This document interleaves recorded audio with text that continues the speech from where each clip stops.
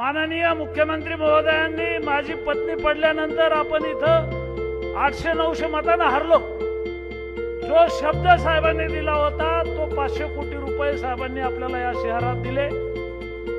आता मी मंत्री नाहीये, मंत्री नसलं तरी साहेबांचा विश्वासू आहे, आज्ञाधारक कार्यकर्ता आहे। त्यांनी मला या 5 वर्षात मंत्री नसताना 200 कोटी रुपये शहरात दिलेले आहेत। म्हणजे साहेबांनी सांगितलं होतं 500 कोटी रुपये देईल, तर दिले 700 कोटी रुपये।